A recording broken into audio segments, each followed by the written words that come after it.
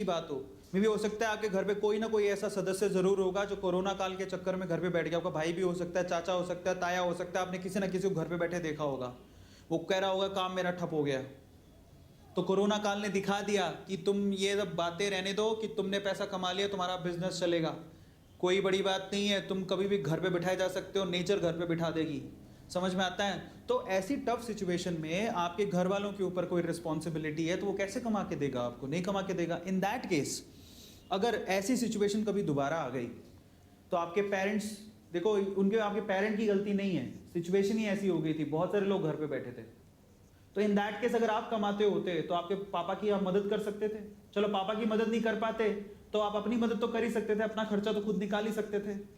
और आप बिलीव करो, बिलीव मी, कोरोना काल में बहुत सारे ऐसे पेरेंट थे जो स्कूल की फीस नहीं दे पाए, ट्यूशन की फीस नहीं दे पाए, तो बच्चे परेशान हो रहे।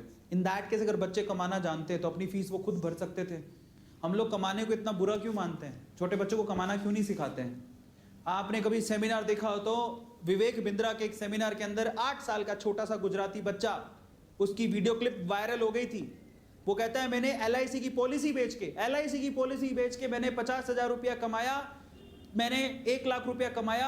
अब आप मुझे ये बताओ कि 1 लाख को 1 करोड़ में कैसे बदला जाता है? ये क्लिप देखी थी तुम लोगों ने? छोटा सा बच्चा था वो। तो जो छोटा सा बच्चा जब ऐसी बात कर सकता है तो तुम क्यों नहीं कर सकते हो? क्यों अपने माँ बाप के लिए तुम कमाना नहीं जानते हो या कमा नहीं सकते हो? और माँ बाप क्यों रोकते हैं? देखिए वो क्लिप, विवेक बिंद्रा के सेमिनार के अंदर वो बच्चा था, वो क्या बोला पता है? मैंने LIC से बेचकर मैंने पैसा कमाया, अब मैंने 1 लाख रुपया मेरे पास है, मुझे बताओ 1 लाख रुपए से 1 करोड़ रुपए कैसा कमाया जाए? आप गुजरात में जाओ यार, मैं गुजरात में 4 साल रहा हूं, सच बताता हूं, सूरत में रहा हूं भाई। गुजराती कहते हैं धंधो चोखो। पढ़ने में ज्यादा ध्यान नहीं है गुजराती बच्चों का, उनका ध्यान एक ही चीज पे, बिजनेस, धंधा। धीरू भाई क्या कहते थे? मैं अपने धंधे का पक्का हूं, बिजनेस करना जानता हूं। धीरू भाई कहां से निकल के आए थे? कोई करोड़पति थोड़ी थे।